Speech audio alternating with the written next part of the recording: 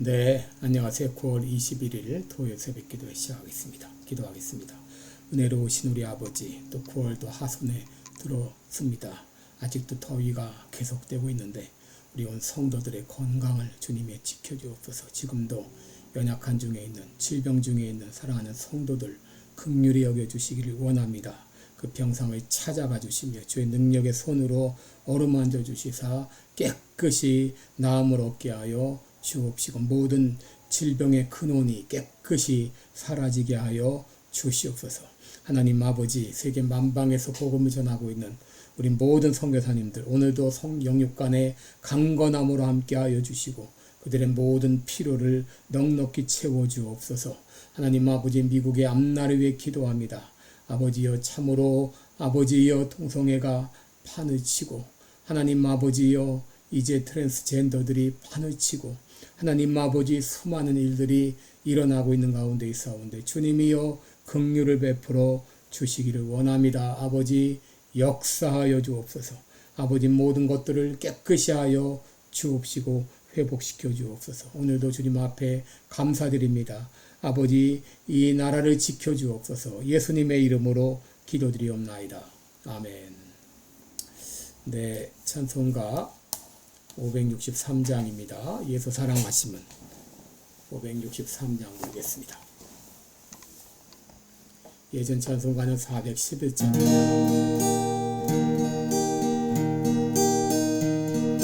예수 사랑하심은 성경에서 배웠네. 우리들은 약하나 예수 권세 많도다. 날 사랑하시 날 사랑하시 날 사랑하시 성경에 써 있네. 나를 사랑하시고 나의 죄를 다 씻어 하늘 문을 여시고 들어가게 하시네. 날 사랑하시 날 사랑하시 날 사랑하시 성경에 써 있네. 내가 연약할수록 더욱 귀히 여기사 높은 보좌 위에서 낮은 나를 보시네. 날 사랑하시 날 사랑하시 날 사랑하시 성경에 써 있네. 세상 사는 동안에 나와 함께 하시고 세상 떠나가는 날 천국 가게 하소서. 날 사랑하시 날 사랑하시 날 사랑하시 성경에 쓰였네.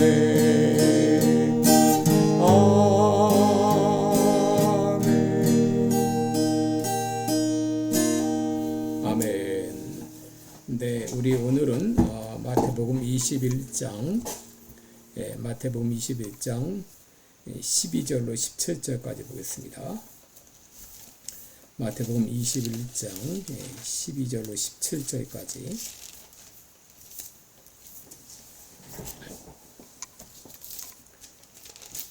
네, 제가 봉독해 드립니다. 예수께서 성전에 들어가사 성전 안에서 매매하는 모든 자를 내어 쫓으심에 돈 바꾸는 자들의 상과 비둘기 파는 자들의 의자를 둘러엎으시고 저희에게 이르시되 기록된 바 내 집은 기도하는 집이라 일컬음을 받으리라 하였거늘 너희는 강도의 굴혀를 만든도다 하시니라. 소경과 전원자들이 성전에서 예수께 나오매 고쳐주시니 대제사장들과 서기관들이 예수의 하시는 이상한 일과 또 성전에서 소리질러 호산나 다윗의 자손이여 하는 아이들이 보고 분하여 예수께 말하되 저희의 하는 말을 듣느뇨. 예수께서 가라사대 그렇다. 어린 아기와 젖먹이들의 입에서 나오는 찬미를 온전케 하셨나이다 함을 너희가 읽어본 일이 없느냐 하시고 그들을 떠나 성 밖으로 베다니에 가서 거기서 유하시니라. 아멘. 네, 오늘은 내 믿음을 점검하라 이런 제목으로 같이 말씀을 나누겠습니다. 여러분, 신자란 믿음을 가진 사람을 말하죠. 특별히 이 기독교 신자라면 하나님을 믿고 예수님을 나의 구주로 영접한 사람들을 말합니다. 이 믿음을 가진 사람이라면 당연히 동일한 믿음이어야 됩니다. 그러나 오늘날 이 교회를 보게 되면 그렇지 못한 일을 많이 볼 수 있습니다. 교회 안에도 참 믿음을 가진 사람이 있는가 하게 되면 거짓 믿음을 가진 사람도 있다는 것이죠. 여러분, 심지어 교회도 참 교회가 있는가 하게 되면 거짓 교회도 있습니다.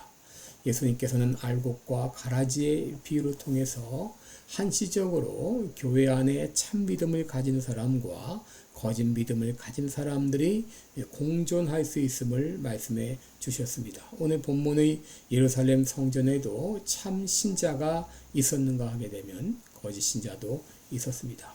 오늘 본문은 예수님께서 십자가를 치시기 전에 예루살렘 성전을 청결케 하신 사건입니다.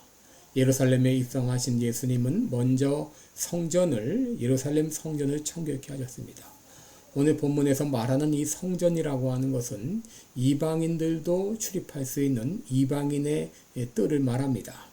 이곳에서는 희생제사에 쓰이는 각종 짐승들을 구매할 수 있는 마구간이 있었고 또 외국 화폐를 이 성전에서 사용하는 유대 화폐로 교환할 수 있는 그런 가게도 있었습니다.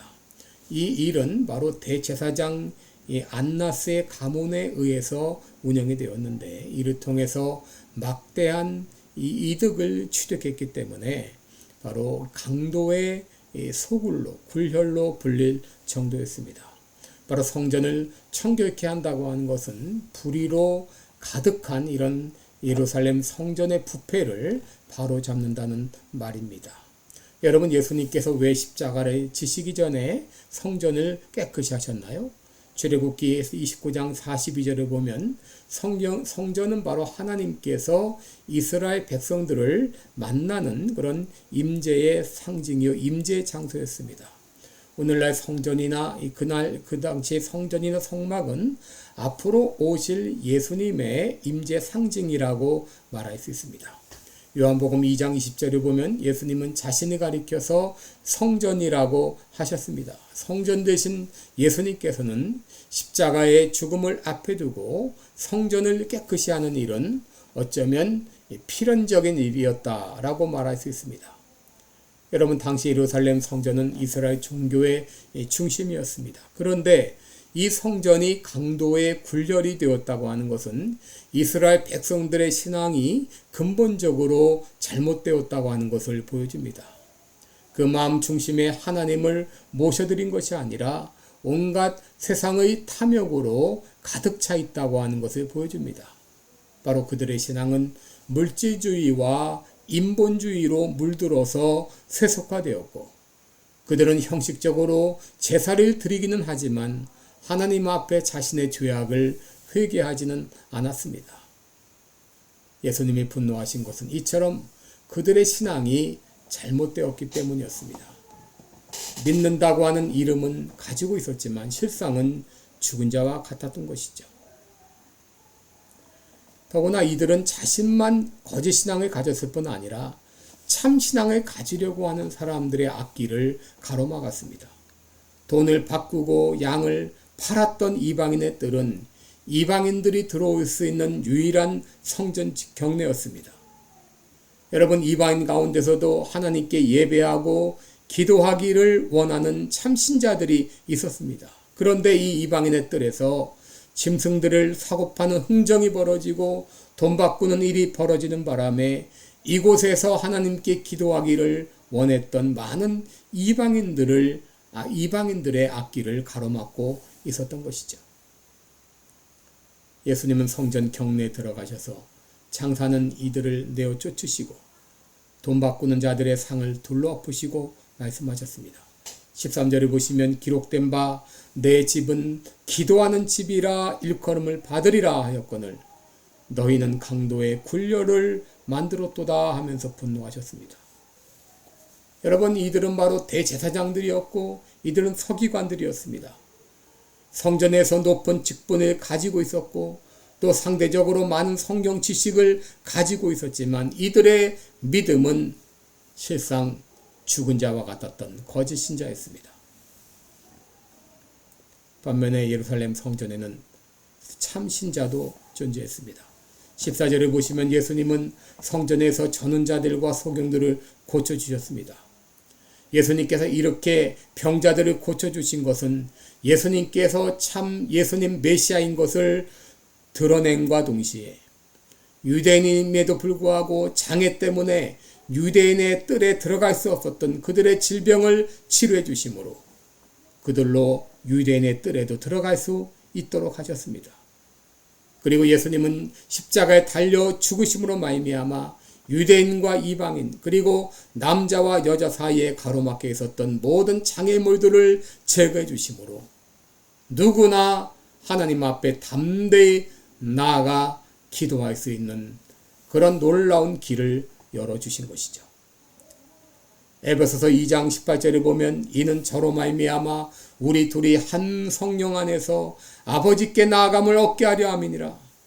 그러므로 이제부터 너희가 외인도 아니요 손도 아니요 오직 성도들과 동일한 시민이요 하나님의 권속들이라 라고 말씀하셨어요. 여러분, 이제 예수님이 다시 오시는 그날 죄로 말미암아 가로막혔던 모든 장애물들이 다 제거되고 파괴되었던 모든 것들이 새롭게 회복될 것입니다. 바로 우리가 하나님과의 이 관계가 온전히 회복되고 우리의 파괴되었던 영이 회복되고 우리의 연약한 육신이 온전히 회복될 것입니다.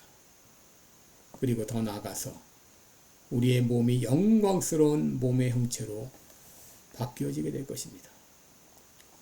여러분, 오늘 본문을 보게 되면 성전에서 호산나 다윗의 자손이여 하면서 소리질러 찬송하는 이들이 있었습니다. 그들이 누구였습니까? 바로 어린아이들이었습니다. 여러분, 이 어린아이들의 노래소리를 듣고 대제사장들과 서기관들은 분노했습니다. 그러나 예수님께서는 이 어린아이들의 찬송을 받아주셨습니다. 16절에 보시면 그렇다 어린아이와 젖먹이들의 입에서 나오는 찬미를 온전케 하셨나이다 하면 너희가 읽어본 일이 있느냐? 이 아이들은 비록 직분도 없고 성경 지식도 일천했지만 그러나 우리 예수님께서는 그들의 그 순전한 찬송을 받아주었습니다. 여러분, 이들이야말로 참 믿음의 사람들이었던 것이죠. 여러분, 오늘 한번 다 자신의 믿음을 점검해 보시기 바랍니다. 내 믿음은 참 믿음인가? 아니면 거짓 신앙인가? 여러분, 직분이 믿음을 보장해 주지 못합니다. 교회 오래 다녔다는 실력이, 그 오래 다녔다는 그 경력이 여러분의 믿음을 보장해 주지 못합니다.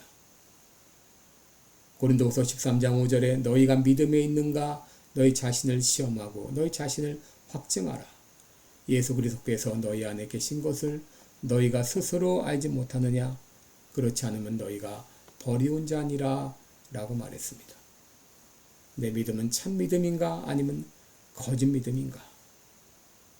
여러분, 한번 정비사가 비행기 모든 부품들을 하나하나 다 점검해서 이상이 없는가 보는 것처럼 여러분의 믿음을 한번 낱낱이 점검해 보시기 바랍니다. 요한복음 5장 24절에 누구든지 내 말을 듣고 나 보내신 이를 믿는 자는 영생을 얻었고 심판에 이르지 아니하나니 사망에서 생명으로 옮겼느니라 라고 했습니다. 나는 예수 그리스도를 나의 구주로 확실히 믿고 있는가? 나의 믿음은 참 믿음인가? 그리고 내 안에 계신 성령께서 나의 믿음을 확정해 주시는가? 오늘 이 아침에 내 믿음을 한번 점검해 보시기를 바랍니다. 기도하겠습니다. 내가 가진 믿음은 참 믿음입니까? 아니면 거짓 믿음입니까? 이스라엘 성전에 있었던 대제사장 서기관들은 높은 지위와 그리고 오랜 이 신앙의 경력과 또 많은 성경 지식을 가지고 있었지만 그럼에도 불구하고 그들의 믿음은 거짓 믿음이었습니다. 하오나 성전에서 찬송했던 어린아이들의 믿음은 참 믿음이었습니다. 아버지, 나는 참 믿음인가 거짓 믿음인가? 우리 내 자신을 돌아보며 점검하게 하시고 참 믿음 안에 거하는 우리 모두가 되게 하여 주옵소서. 예수님의 이름으로 기도드리옵나이다. 아멘. 네, 여러분 오늘도 복되고 은혜로운 하루 되시기를 바랍니다. 또 내일 우리 주일을 위해서 잘 준비하시고 연약한 성도들을 위해서 계속 기도해 주시기 바랍니다. 여러분들 사랑하고 축복합니다. 고맙습니다.